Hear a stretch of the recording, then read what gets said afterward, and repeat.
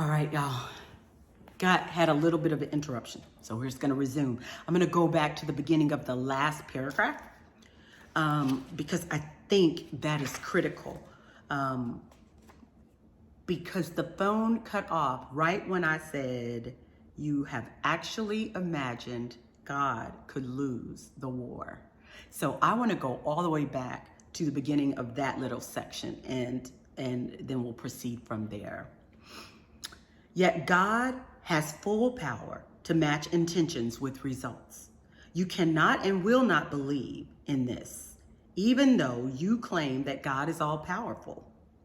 And so you have to create in your imagination a power equal to God in order that you might find a way for God's will to be thwarted.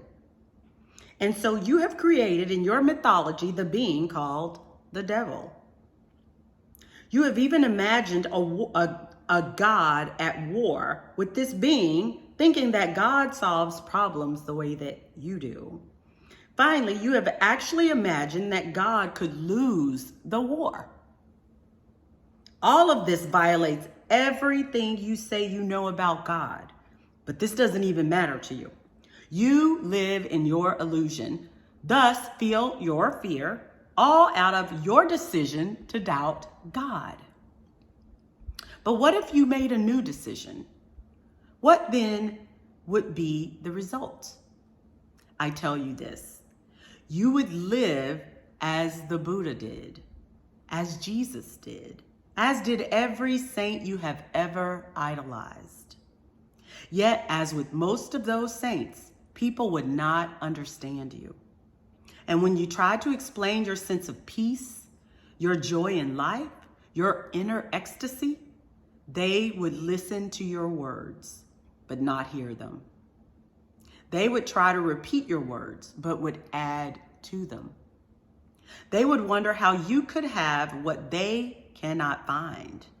And then they would grow jealous. Soon jealousy would turn to rage, and in their anger, they would try to convince you that it is you who do not understand God. And if they were unsuccessful at tearing you from your joy, they would seek to harm you. So enormous would be their rage. And when you told them it does not matter, that even death cannot interrupt your joy, nor change your truth, they would surely kill you. Then, when they saw the peace with which you accepted death, they would call you a saint and love you again. For it is the nature of people to love, then destroy, then love again that which they value most. But why? Why do we do that? All human actions are motivated at their deepest level by one of two emotions, fear or love. In truth, there are only two emotions, only two words in the language of the soul. These are the opposite ends of the great polarity which I created when I produced the universe and the world, your world, as you know it today. These are the 2 points, the alpha and the omega, which allow the system you call relativity to be. Without these 2 points, without these 2 ideas about everything, no other idea could exist. Every human thought, every human action is based in either love or fear. There is no other human motivation, and all other ideas are but derivatives of these 2. They are simply different versions, different twists on the same theme. Think on this deeply, and you will see that is true. This is what I have called the sponsoring thought. It is either a thought of love or fear. This is the thought behind the thought behind the thought. It is the first thought. It is the prime force.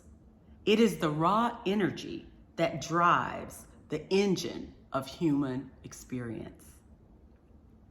And here is how human behavior produces Repeat experience after repeat experience. It is why humans love, then destroy, then love again. Always there is the swing from one emotion to the other. Love sponsors. Fear sponsors. Love sponsors fear.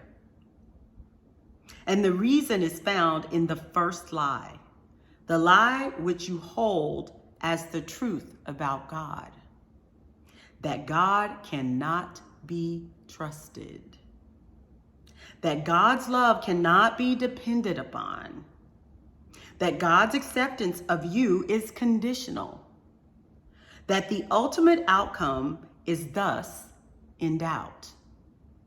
For if you cannot depend on God's love to always be there, on whose love can you depend? If God retreats and withdraws when you do not perform properly, will not mere mortals also? And so it is that in the moment you pledge your highest love, you greet your highest, greatest fear. For the thing you worry about after saying, I love you, is whether you'll hear it back. And if you hear it back, then you begin immediately to worry that the love you have just found you will lose. And so all action becomes a reaction. Defense against loss, even as you seek to defend yourself against the loss of God. Yet if you knew who you are, that you are the most magnificent, most remarkable, the most splendid being God has ever created, you would never fear. For who could reject such wondrous magnificence? Not even God could find fault in such a thing. But you do not know. You do not know who you are. And you think you are a great deal less. And where did you get that idea of how much less than magnificent you are? From the only people whose word you would take on everything, from your mother and your father. These are the people who love you the most. Why would they lie to you? Yet, have they not told you that you are too much of this, not enough of that? Have they not reminded you that you are to be seen and not heard? Have they not scolded you in some of the moments of your greatest exuberance? And did they not encourage you to set aside some of your wildest imaginings? These are the messages you've received. And though they do not meet the criteria, and thus are not messages from God, they might as well have been, for they have come from the gods, lowercase gods, of your universe surely enough. It was your parents who taught you that love is conditional. You have felt their conditions many times. And that is the experience you take into your own love relationships. It is also the experience you bring to me. From this experience, you draw your conclusions about me. Within this framework, you speak your truth. God is a loving God, you say, but if you break his commandments, he will punish you with eternal banishment and everlasting damnation. For have you not experienced the banishment of your own parents? Do you not know the pain of their damnation? How then could you imagine it to be any different than me? You have forgotten what it was like to be loved without condition. You do not remember the experience of the love of God. And so you try to imagine what God's love must be like based on what you see as love in the world. You have projected the role of parent onto God and have thus come up with a God who judges and rewards or punishes based on how good he feels about what you've been up to. But this is a simplistic view of God based on mythology. It has nothing to do with who I am. Having thus created an entire thought system about God based on human experience rather than spiritual truths, you then create an entire reality around love. It is a fear-based reality rooted in the area and idea of a fearful, vengeful God. Its sponsoring thought is wrong, but to deny that thought would be to disrupt your whole theology.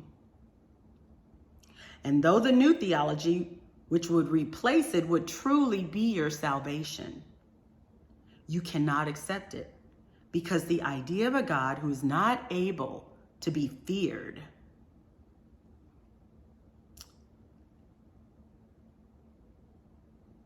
because the idea of a God who is not to be feared, who will not judge, and who has no cause to punish is simply too magnificent to be embraced within even your grandest notion of who and what God is. This fear-based love reality dominates your experience of love. Indeed, actually creates it. For not only do you see yourself receiving love, which is conditional, you also watch yourself giving it in the same way. And even while you withhold and retreat and set your conditions, a part of you knows this is not what love really is. Still, you seem powerless to change the way you dispense it. You've learned the hard way. You tell yourself, and you'll be damned if you're going to leave yourself vulnerable again. Yet the truth is, you'll be damned if you don't. By your own mistaken thoughts about love, do you damn yourself never to experience it purely. So too, do you damn yourself never to know me as I really am. Until you do, for you shall not be able to deny me forever, and the moment will come for our reconciliation. Every action taken by human beings is based in love or fear, not simply those dealing with relationships.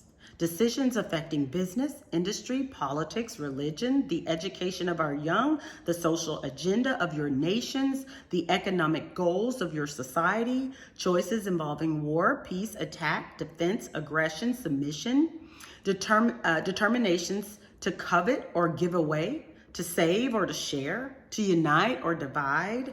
Every single free choice you ever undertake arises out of one of the only two possible thoughts there are: a thought of love or a thought of fear.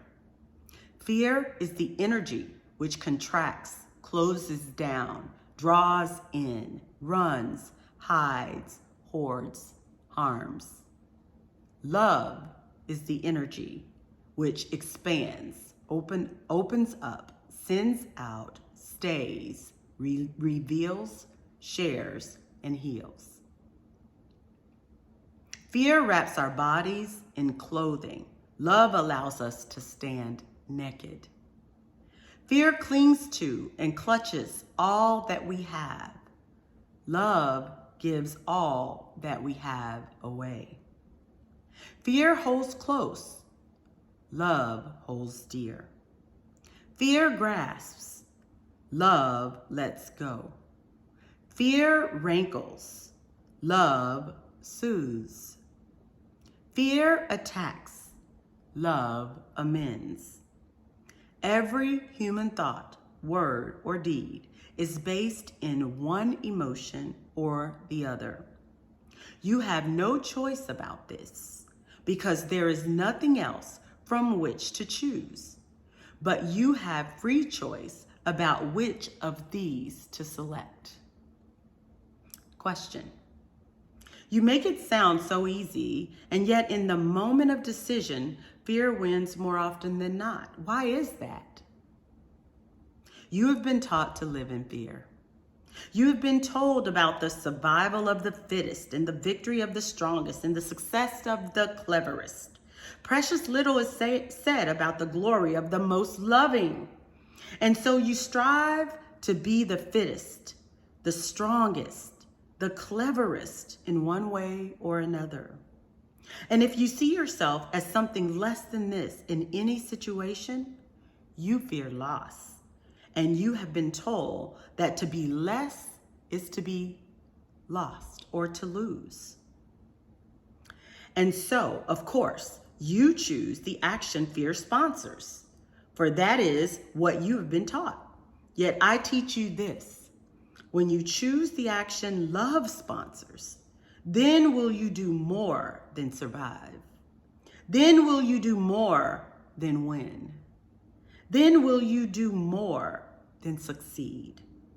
Then will you experience the full glory of who you really are and who you can be. To do this, you must turn aside the teachings of your well-meaning but misinformed worldly tutors and hear the teachings of those whose wisdom comes from another source. There are many such teachers among you. As always, there have been. For I will not leave you without those who would show you, teach you, guide you, and remind you of these truths. Yet the greatest reminder is not anyone outside you, but the voice within you. This is the first tool that I use because it is the most accessible. The voice within is the loudest voice with which I speak because it is the closest to you.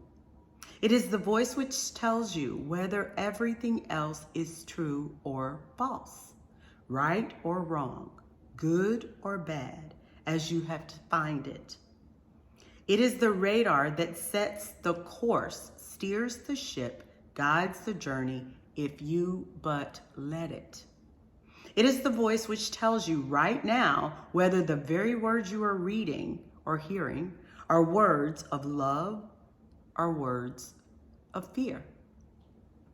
By this measure, can you determine whether they are words to heed or words to ignore? Question. You said that when I always choose the action that love sponsors, then I will experience the full glory of who I am and who I can be. Will you expand on this, please? There is only one purpose for all of life, and that is for you and all that lives to experience fullest glory. Everything else you say, think, or do is attendant to that function. There is nothing else for your soul to do, and nothing else for your soul or that your soul wants to do. The wonder of this purpose is that it is never ending. And ending is a limitation, and God's purpose is without such a boundary. Should there come a moment in which you experience yourself in your fullest glory, you will in that instant imagine an ever greater glory to fulfill. The more you are, the more you can become. And the more you can become, the more you can yet be. The deepest secret is that life is not a process of discovery, but a process of creation. You are not discovering yourself, but creating yourself anew. Seek, therefore, not to find out who you are. Seek to determine who you want to be. There are those who say that life is a school, that we are here to learn specific lessons, that once we graduate, we can go on to larger pursuits, no longer shackled by the body. Is this correct? It is another part of your mythology based on human experience. Question. So life is not a school? No. We are not here to learn lessons? No. Then why are we here? To remember and recreate who you are. I have told you over and over again, you do not believe me. Yet that is well as it should be. For truly, you do not create yourself as who you are. That you cannot be. Question. Okay, you've lost me. Let's go back to the school a bit. I've heard teacher after teacher tell us that life is a school. I'm frankly shocked to hear you deny that. School is a place you go if there is something you do not know that you want to know. It is not a place you go if you already know a thing and simply want to experience your knowingness. Life, as you call it, is an opportunity for you to know experientially what you already know conceptually. You need learn nothing to do this. You need merely remember what you already know and act on it. I'm not sure I understand. Okay, let's start here. The soul, your soul, knows all there is to know, all the time. There's nothing hidden to it, nothing unknown. Yet knowing is not enough. The soul seeks to experience. You can know yourself to be generous, but unless you do something which displays generosity, you have nothing but a concept. You can know yourself to be kind, but unless you do someone a kindness, you have nothing but an idea about yourself. It is your soul's only desire to turn its grandest concept of itself into its greatest experience. Until concept becomes experience, all there is a speculation. I have been speculating about myself for a long time, longer than you and I could collectively remember. Longer than the age of this universe times the age of this universe. You see then, how new is my experience of myself. Question, you've lost me again. Your experience of yourself? Yes, let me explain it to you this way. In the beginning, that which is all there was. And there was nothing else. Yet, all that is could not know itself, because all that is all there was. And there was nothing else. And so, all that is was not. For in the absence of something else, all there is not. This is the great is not is to which mystics have referred from the beginning of time. Now all that is knew it was all there was. But this was not enough, for it could only know its utter magnificence conceptually, not experientially. Yet the experience of itself is that for which it longed, for it wanted to know what it felt like to be so magnificent. Still, this was impossible, because the very term magnificent is a relative term. All that is could not know what it felt like to be magnificent unless that which is not showed up. In the absence of that which is not, that which is not. Do you understand this? I think so. Keep going. All right.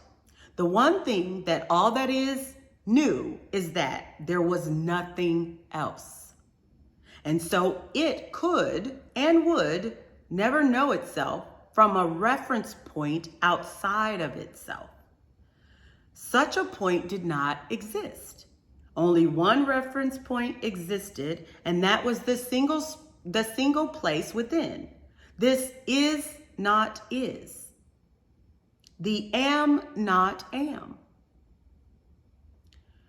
Still, the all of everything chose to know itself experientially. This energy, this pure, unseen, unheard, unobserved, and therefore unknown by anyone else energy, chose to experience itself as an utter magnificence. The utter magnificence it was. In order to do this, it realized it would have to use a reference point within. It reasoned quite correctly that any portion of itself would necessarily have to be less than the whole. And that if it thus simply divided itself into portions, each portion being less than the whole, could look back on the rest of itself and see magnificence. And so all that is divided itself, becoming in one glorious moment that which is this, and that which is that.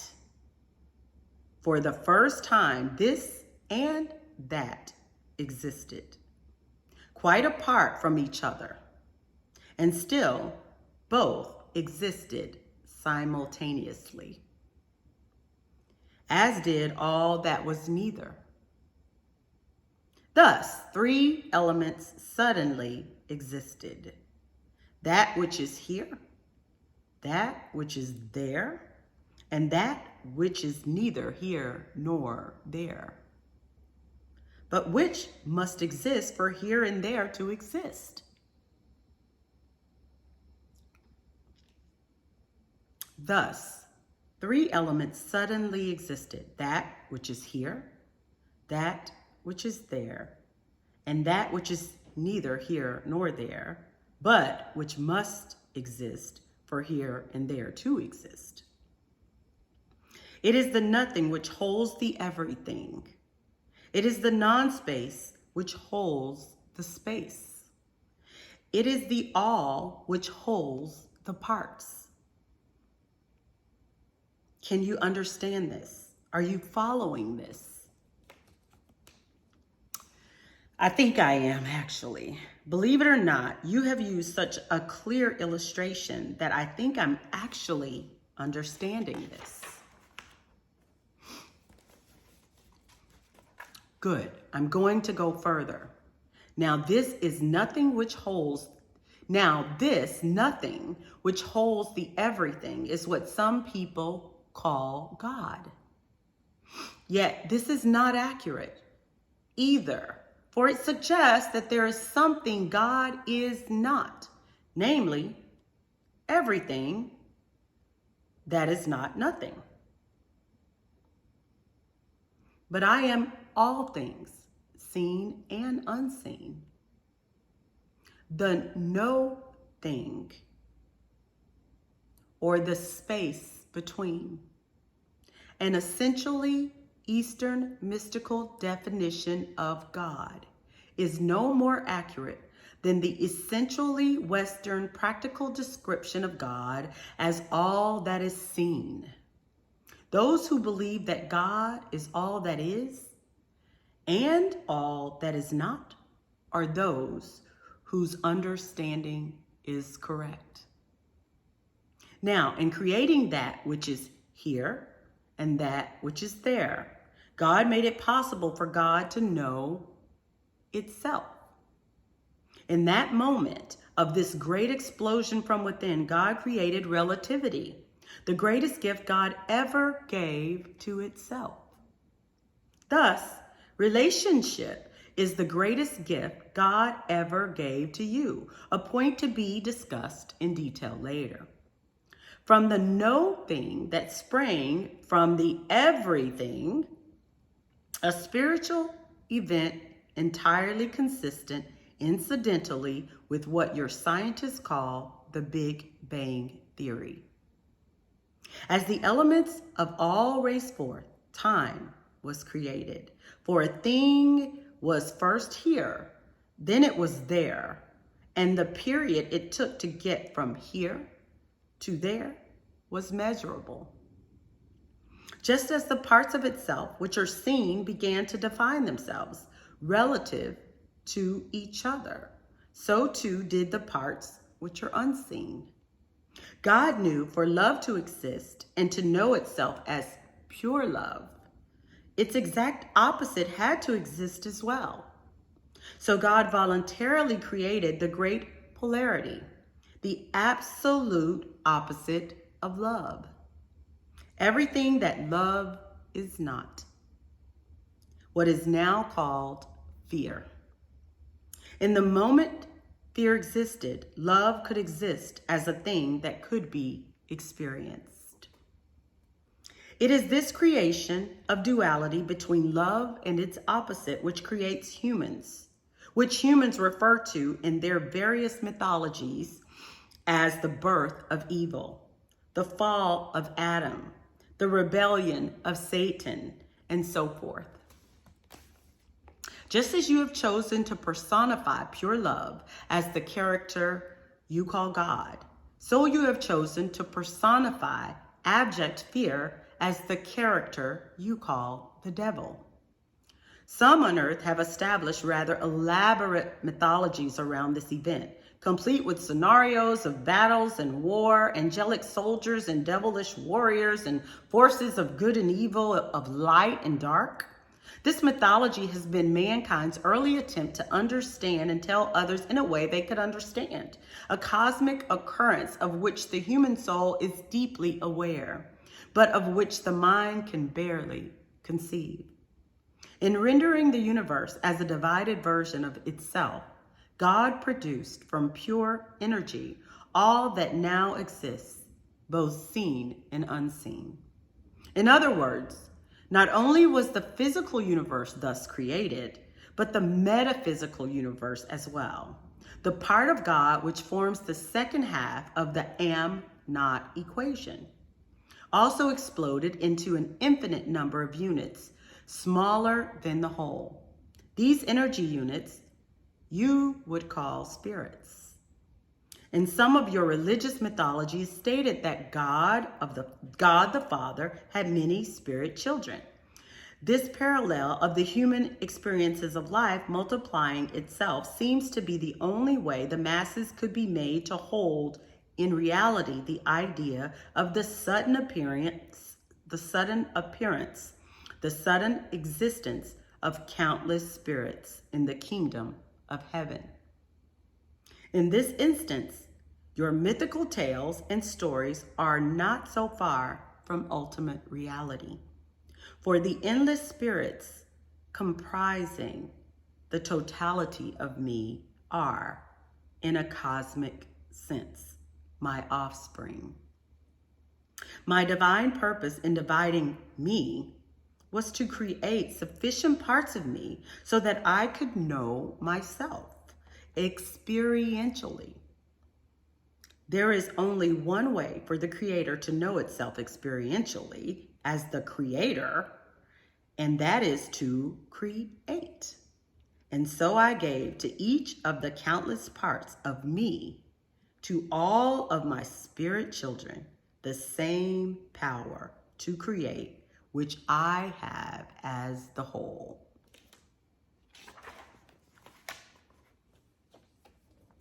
This is what your religions mean when they say that you were created in the image and likeness of God. This doesn't mean, as some have suggested, that our physical bodies look alike, although God can adopt whatever physical form God chooses for a particular purpose. It does mean that our essence is the same. We are composed of the same stuff. We are the same stuff.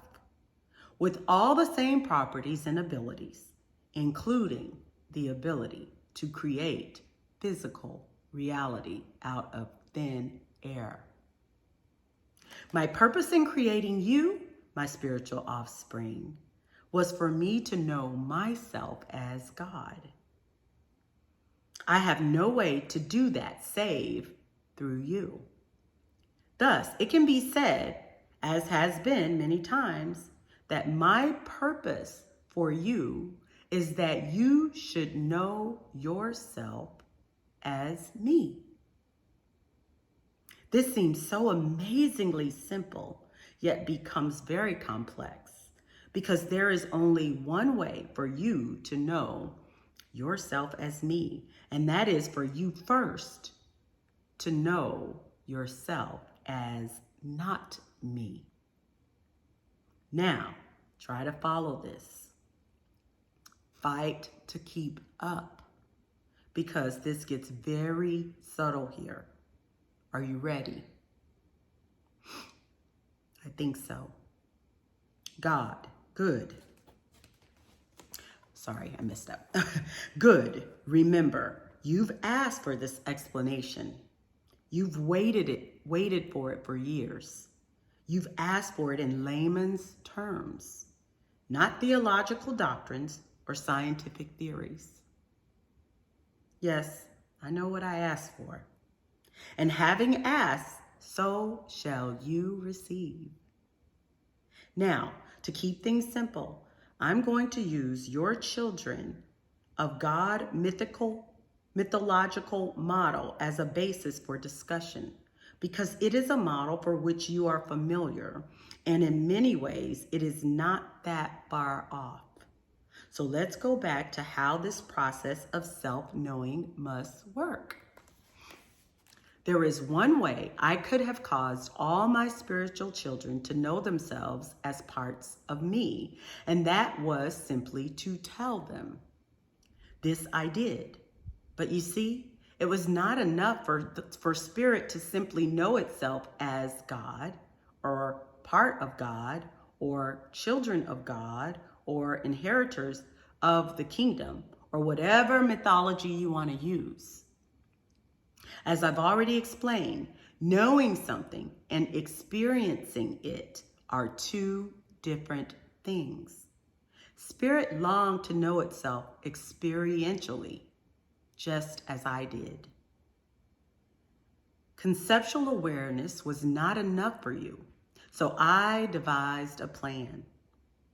It is the most extraordinary idea in all the universe, and the most spectacular collaboration.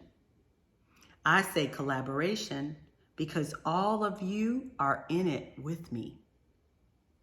Under the plan, you as pure spirit would enter the physical universe just created.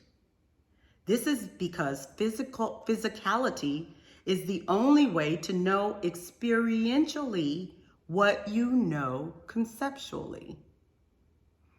It is, in fact, the reason I created the physical cosmos to begin with, and the system of relativity which governs it, and all creation. Once in the physical universe, you, my spirit children, could experience what you know of yourself.